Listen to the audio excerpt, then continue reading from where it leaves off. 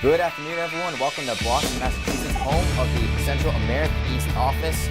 John Stanko here with Frank Sullivan for the presentation of the 2014-2015 All-Conference Teams and Annual Awards. Frank, it was a fantastic regular season for the America East. A lot of newcomers coming into the league making some big noise. Exactly, John. It was the year of the newcomer of the America East Conference this year. Some of the fresh faces were transfers, some of them were freshmen, and some of them were players who just got better between their seasons in the conference as athletes. Only 3 seniors on the 15-member All-Conference team. From a team perspective, the top 4 seeds all won a minimum of 11 games. The 15-1 record achieved by number 1 seed Albany is truly needing to be recognized. It's only the 5th time in the last 2 decades a team has gone through this round-robin play with only 1 loss. Fantastic season for the America East. As you mentioned, Albany, the number 1 seed. We're going to take a short break now. We'll come back. We'll announce the all-academic conference selections.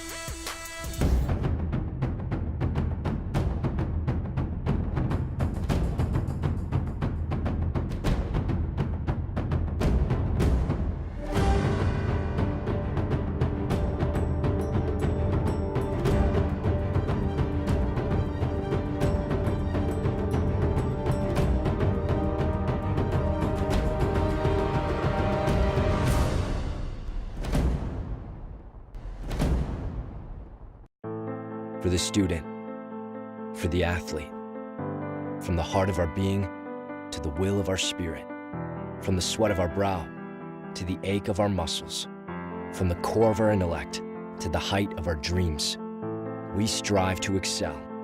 On the court, in the classroom, and in the community, we are leaders. We are the student athletes of the America East Conference. And we know our future is more than just a game. And welcome back, everyone. We are here in the Seaport District of Boston, and it's time to dive into the all-academic selections. These are student athletes who had a minimum of 3.3 accumulative GPA, and they were major contributors on their team. And we're going to begin with Albany, where they have 3 selections on the all-academic team: Dallas Enema, Peter Hooley, and Sam Rowley. Then we're going to turn to Hartford, Corbin Rowe, another selection. And finally, UMass Lowell's DJ Malachnik is the final member of the 2014-2015 all-academic team. And Frank, you know that for these students to excel not only on the court but also in the classroom is quite a major accomplishment. It really is, John. It's a long season, as so many associated with college basketball understand. You know, academic recognition is one of the hallmarks of the America East Conference, one of the most comprehensive recognition programs for the students that there is in the country. So it's great for everybody. We talk basketball IQ all the time. It's great for everybody to really recognize among their peer group the regular IQ. So great accomplishment by all of these candidates. Now let's dive into the all-rookie selections, and we're going to begin in Binghamton with Willie Rodriguez. Well, Willie, so much was thrust on his shoulders as the go-to guy for Binghamton this year. Had to become a scorer in so many different ways, versatile inside-out player, and one rookie that has such a bright future, as they all do. Cut in middle of Maine, is a shining star in this rebuilding year for Maine. Scoring lead guard, exceptional at the free throw line, deadly at the three-point line. Jihad Thomas at Lowell, unfortunate season-ending injury for this wide body, but showed as high a compete level as anybody in this league. Tanner Leisner from New Hampshire, versatile inside-out presence for this power forward. Caught everybody by surprise. I don't think anybody in the league truly knew, other than his coaches, how good he would be. And Traybell Haynes from Vermont gave the Cats excellent point guard leadership, solid decision-making, aggressive off the dribble, got to the free throw line, and was just a terrific freshman year leading these Catamounts in the backcourt. Frank, you mentioned earlier, it's the young talent in the America East that is propelling this league to its very best potential. But now it's time to turn to the defensive specialists, people who lock people down on the defensive end. We're going to begin with Ray Sanders of Albany. Absolutely right. When you talk defensive team, you talk about a number of things that do not show in statistical breakdowns. And certainly, Ray Sanders, one of the best lockdown defenders in this conference, just did a terrific job stopping people. 3rd team all-conference at the end, 6th in steals in this conference. Corbin Rowe from Hartford. Repeat defensive selection. He too, a position defender, a take charge guy in terms of rotating as a second defender. Joe Bramonti helped New Hampshire hold the league to the league's best 30.6% from the field, from three-point land. Jameel Warney, defensive presence at the rim protector. Dre Wills, one of those lockdown guys, but led this league in steals to great anticipation skills. And Ethan O'Day, repeat all defensive choice, second the league in blocks, and again, a rim protector just as Jameel Warney is. Coaches gotta love to have these players on their roster, knowing that if they put them on a player, they're gonna lock them down. We're gonna take a short break. When we come back, we're gonna announce the all-conference team selections. For the student, for the athlete, from the heart of our being to the will of our spirit, from the sweat of our brow to the ache of our muscles, from the core of our intellect to the height of our dreams, we strive to excel. On the court, in the classroom, and in the community, we are leaders. We are the student athletes of the America East Conference. And we know our future is more than just a game.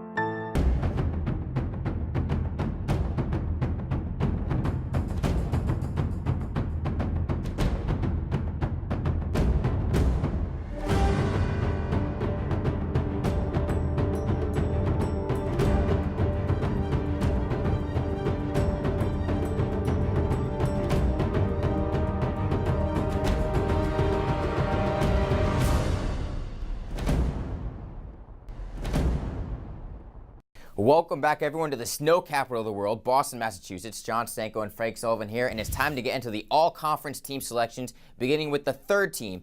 This man was already named to the defensive conference team, Ray Sanders of Albany. And one of those newcomers we talked about who had such an impact on the America East Conference play. And Ray is one of those lockdown defenders, really did an outstanding job as a lead wing defender. Complete small forward package, attacks the rim off the dribble, solid assist turnover numbers. And as we said, you can't minimize the lockdown nature of his defensive abilities of wing players. Jahad Thomas from Lowell has high a compete level as anyone in this conference. Power, and more power, either attacking the rim off the dribble or playing putback basketball on the rebounding end.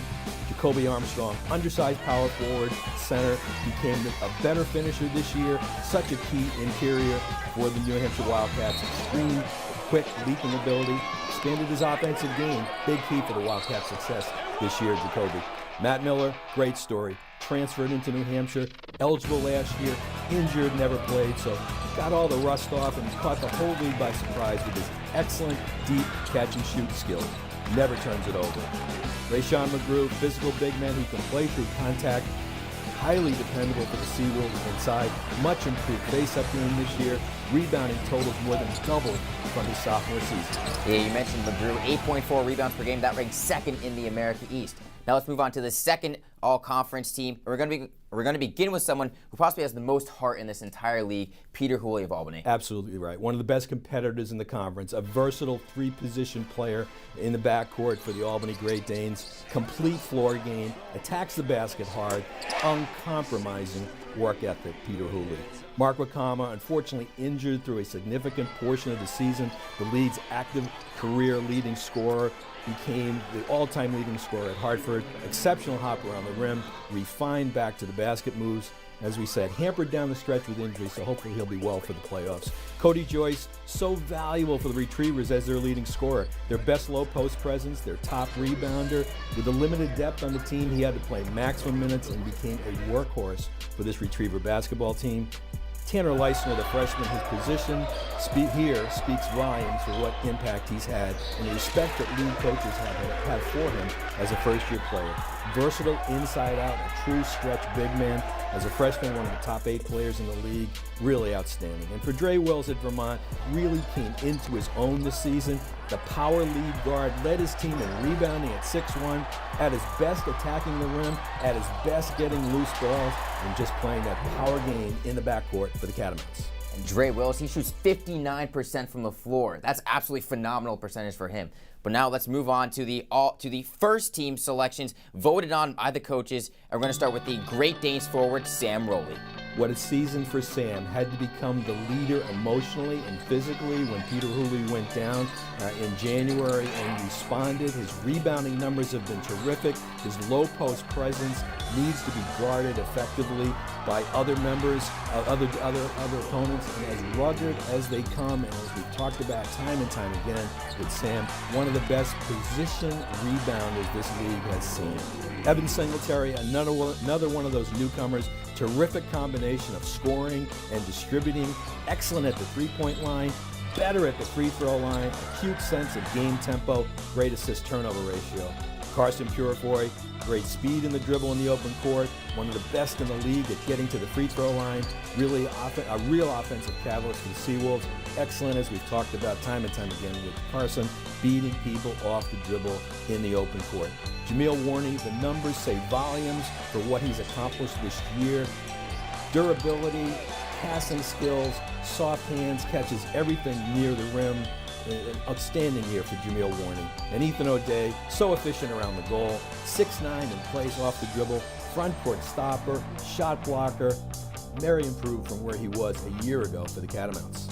And there you have it, the top 15 players in the America East this season. When we come back, we're going to get the Coaches of the Year award.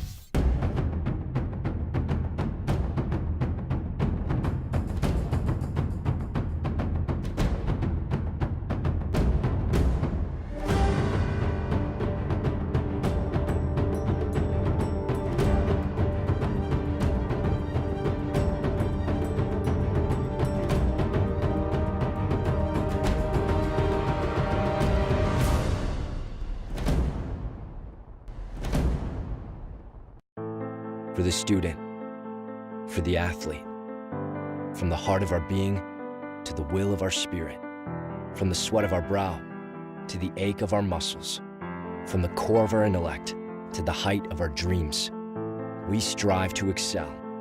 On the court, in the classroom, and in the community, we are leaders. We are the student athletes of the America East Conference. And we know our future is more than just a game. Welcome back to the America East Conference office. It's time to reveal the Coach of the Year. And Frank, this is a coach who led his team excellently throughout the entire season, setting a program record in wins. It's Albany's Will Brown. Well, let's go back to a year ago. I think so many people, John, were impressed with what Coach Brown did with this Albany team, getting to the championship game as the 4th seed last year, winning the championship on the road, going to the NCAA tournament, winning a game in that first round against Mount St. Mary's. So it started then. People thought the team would drop off a little bit, lost some outstanding players, but to credit Coach Brown, outstanding recruiting, replacing those players, and the 15-1 regular season mark really is commendable, as we talked about. Win over 200 career wins this season, and I think everybody is totally impressed with this 1 year that Coach Brown has had leading this Great Dane program. Work, determination, knew how they wanted to win, and as we've talked about with the loss of Peter Hooley, kept that group together. They were remarkably consistent from December on. And we're lucky enough to be joined now by Coach Will Brown live on the telephone. Coach, thank you for joining us. Congratulations on the great honor.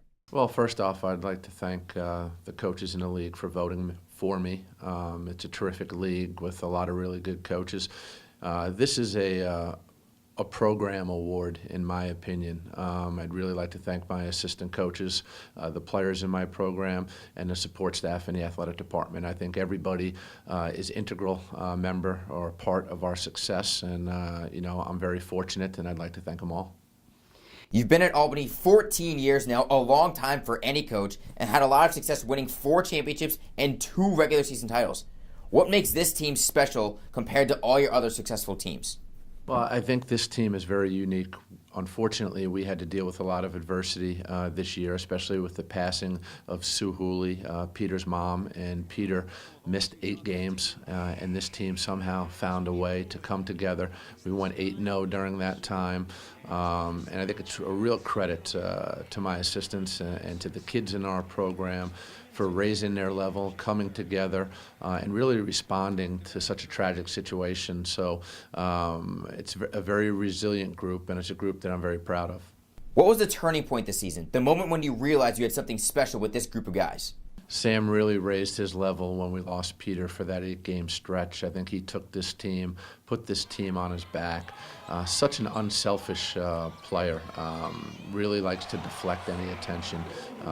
He really likes to give credit to his teammates.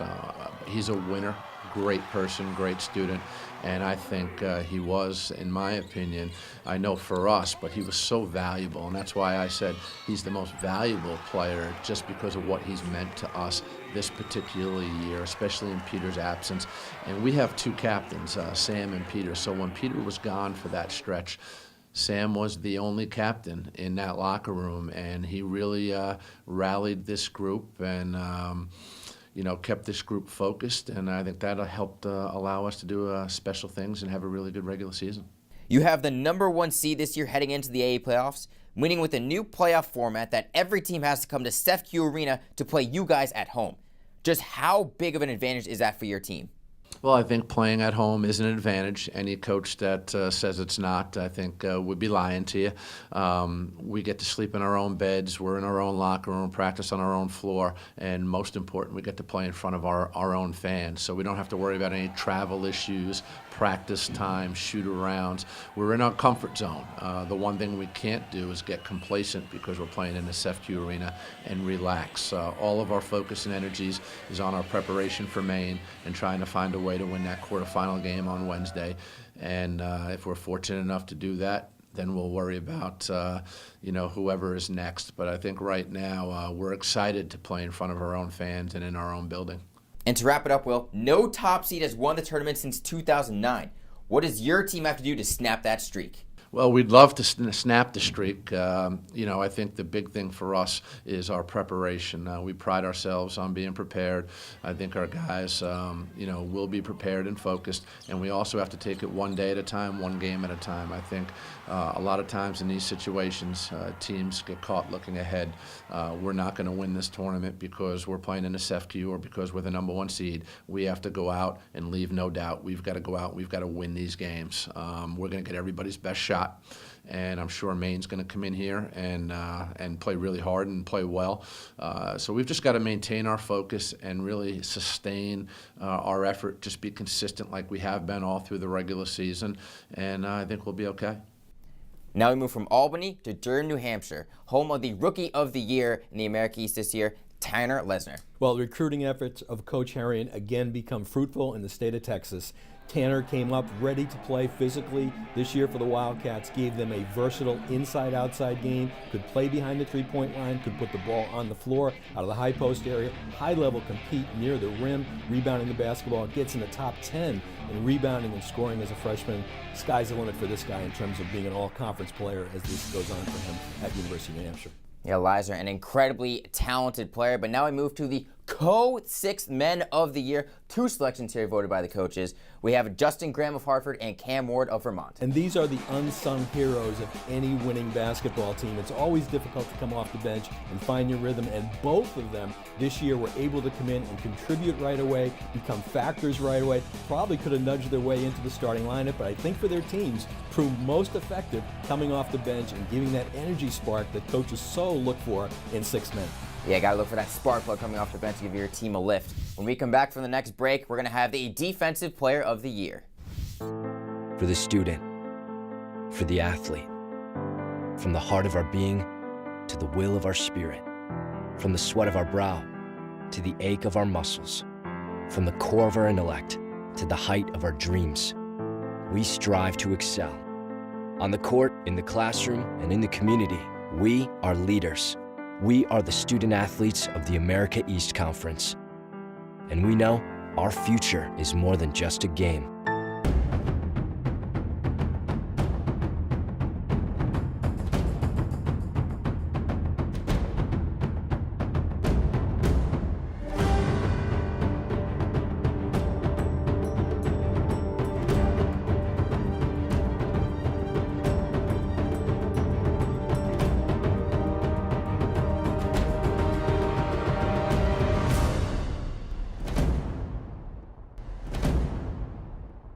And we're back here live at the AETV studio, and Frank, it's time to dive into the Defensive Player of the Year, the junior forward from Stony Brook, Jameel Warney. Well, when you talk about Jameel, you certainly mention shot blocking as a primary defensive asset for the Stony Brook team, but his abilities transcend just shot blocking. He's a good position defensive player, rotates big along the baseline, terrific, outstanding defensive rebounder, and just gets the possession finished by either blocking the shot for the team or rebounding the ball for the Seawolves. Such a presence near the rim, a true rim protector, as we always talk about. Yeah, he's a force in the paint. And oh, by the way, Jameel Warney has also been named the Kevin Roberson Player of the Year in the America East. Frank, a well-deserved honor for the forward. Well, as we said, the numbers speak volumes for what he's accomplished this year statistically. Highly impressive rebounding and scoring numbers in the conference. Leadership ability that Coach Peichel wanted for him this year has been outstanding. When you talk about his offensive game, it's those soft hands. It's the ability to catch in that low post area, even the bad passes. And it's the low post move, counter move game that he's got down so well. He runs the court terrifically. He's played a lot of minutes for the Stony Brook team. I know they tried to rest him a little bit down the stretch, but has become highly durable, never injured, never in the training room. Really deserves this award. And joining us now is the back-to-back Kevin Robertson Player of the Year award winner, Jamil Warney. Jamil Warney, thank you for joining us. First of all, Jamil, how does it feel to be named the America East Player of the Year for the second straight season? That's a great feeling. Last year I won, and I felt like that was a moving turning point for me. But this year I felt like I improved more, and I felt like I really deserved this Player of the Year because I felt like I had a great season and with great teammates to help me around. You've joined a select group of guys, 6 in all, including Reggie Lewis and Taylor Coppenrath, to win this award in back-to-back years. What does that mean to you? That's a great feeling. Those names are legends in this conference, and I just want to cement myself as one of the best players in this conference, and I'm happy that I'm taking steps forward to being one of those few names that in a few years people can say, wow, Jamil's a great player, and he really changed this conference around. What is it going to take for your team to ultimately bring home a championship to Stony Brook? Just our defense and us being together. We're a close-knit group, and if we keep on playing how we are playing, then we'll be fine. And that was Jamil Warney, the back-to-back Kevin Robertson Player of the Year, only the 6th player ever in America East basketball history to win the award in back-to-back seasons. When we come back from this break, Frank will take a quick look at the quarterfinals matchups which begin this Wednesday in the AE playoffs.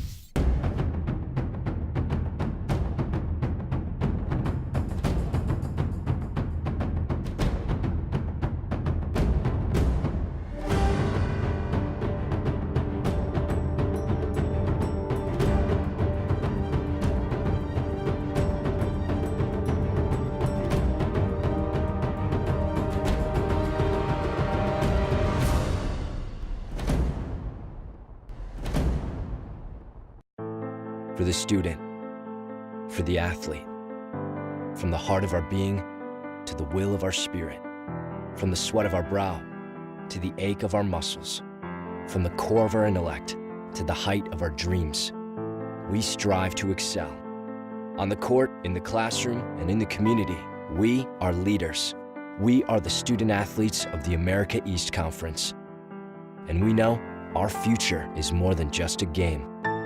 Back here in the conference office, John Stega here with Frank Sullivan. And Frank, the AE playoffs begin on Wednesday, an exciting time of year. The madness is about to begin in March. What are some things you're really looking forward to? Well, there's been a lot of anticipation about this week throughout the season. Actually, in the summer as well, when this was announced that the format would change to a home-seeded tournament. Certainly the Great Danes of Albany come into this with the most momentum of anybody and start with a home game on Wednesday night. But you know, when you look at the history of the America East Conference, the 3-6 game, it really tilts more towards the 6 than it does the 3. And the 5-4 game tilts a little bit more towards the 5 than it does the 4. But we know at this time of year there's new adrenaline, new energy. Everybody's played each other at least twice, so a lot to anticipate, a lot to look forward to, and don't be surprised if we see some surprises from coaches as they try to upset some of these home courts on Wednesday night.